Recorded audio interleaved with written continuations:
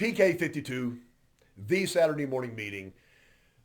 Over the last few weeks, we've basically looked at, how do I market myself? And how do I get myself exposed to the community? Toyota spends billions of dollars. Dealerships spend thousands to millions of dollars to identify a point of purchase for a potential consumer. But to be honest with you, if the consumer already has somebody they're willing to do business with before they ever think about getting in a market, it becomes easier for everybody, especially for the buyer. And so I've really pushed really hard about that digital marketing and getting yourself out there and getting yourself known. As we get pushed up and we're starting to work and we're starting to get better and we're starting to open avenues for ourselves, you just never know, do you? You just never know. Hurricane came through the Gulf, came up through Florida, Tennessee, up to North Carolina. All areas were affected. In North Carolina, they had up to 30 inches of rain on top of the mountains of North Carolina. And 30 inches of rain, water and gravity, devastation. My background on hurricanes is I'd moved to Southeast Toyota and I was working for Southeast Toyota when Hurricane Andrew hit. And immediately after Andrew hit, we went down to South Florida to see if there was anything we could do for our dealer body. We had so many dealers down there. Arrived on the side of one of the dealerships, and I don't know how to describe this other than just tell you what I saw. There was nothing there. In this rainstorm and hurricane, the debris is left over. All the lower areas, all the houses and all the cars and everything washed into an area, and that all has to be removed. In Hurricane Andrew, you can go to places where there was nothing. We went to a dealership and the dealership was gone. There was a concrete foundation. The cars were gone. There was a giant boat in the parking lot that had come from the ocean. It was devastation. And I want everybody to know people have a very short memory when people lose everything. Within a few weeks, obviously we have football going on this weekend, baseball's going on, we're in October, and everybody's plugged into their favorite sports teams. They're enjoying being entertained, and these people, some of them haven't even made it back to anywhere near where their home is. Hopefully they got out and they were okay. But when they go back and they see this devastation, this is gone. This was a dream of a family to have a house in a beautiful area of the country, and everything's gone in a moment. The people in Hurricane Andrew, one of the dealerships had set up a tent city there for all the associates and their families to live in these giant tents. Food was brought in daily. There was facilities brought in for them to use. When I look at you and tell you they were still living in those kind of accommodations a year after Andrew, I'm not stretching the story.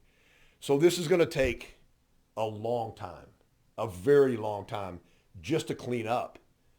And then how do you rebuild? This is a once in a lifetime storm, so now I've got to find, some way to be able to get my life started again. Every car, every lawnmower, every motorcycle, every barbecue pit, everything's gone. It's gone. People are calling me up and saying, KC, I know you lived in North Carolina. How can I help? And you got to be very frugal and cautious with your money. There are people out there that will take advantage of this right now, and I don't know where they're going to end up in the afterlife, but it's not going to be a good place. I don't understand people like that. Why you would take the worst moment in some human's life and try to prosper off of it. But I think to me right now, instead of going to Red Cross and giving money, which would be a good place to go, Samaritan's Purse, the Graham organization, and I think the reason why that I would choose them, if you were asking me personally, is I think their foundation is based out of Boone, North Carolina. So I think that their facility was unaffected, but devastation around them, and they're based out of that. Some of the NASCAR owners have given up all their helicopters. We finally got the National Guard coming in, and there's food and water being flown into areas that can't be accessed by the roads because the roads are gone. So sit back and reflect for a second. No matter how hard that you've had it, life is pretty good. Life is good. Life is good enough to realize that it's time to move forward and to increase your abilities and the people's abilities around you.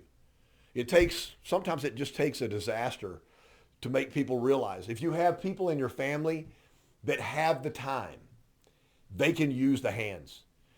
This is not going to be removed by magic. There's going to be people out there with chainsaws, people with gloves on and hard hats on that are going to pick up stuff and move stuff because all this has to go away. And it's going to be a very, very long time. If you've never been to the Appalachians, or if you've never been into that northern Tennessee area, all the way in Kentucky and North and South Carolina, it's one of the most beautiful places in America. And right now, they need your help. If you can volunteer, volunteer. If you can send, it doesn't matter. If you can send something, if you've been blessed and you can send something, because it's going to take a long time. If you have family or know somebody that has family, this family needs a place to live. I mean, it's not like they're going to go back to work tomorrow at the local grocery store or the car dealership or anything else because there's nothing left. There's no power. There's no communications. And so if you know somebody that knows somebody and everything and you have a spare room or a couple of rooms in your house, have them come. Get them to you and give them a place to live. So I don't, it's hard to do a Saturday morning meeting that's set up like this, but there's a lot we can do. Think about this. When this is all over with, there's no automobiles here. There's no trade-ins here. All the cars will be replaced by an insurance check.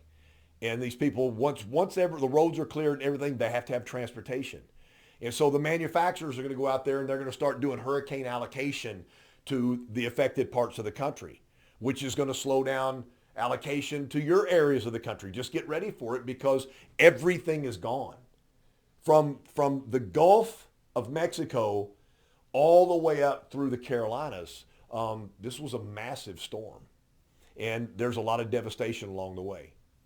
So plug in, do what you can, send what you can, volunteer if you can. If you know somebody in North Carolina, make sure you reach out to them and tell them, whatever you need. PK52, the Saturday Morning Meeting.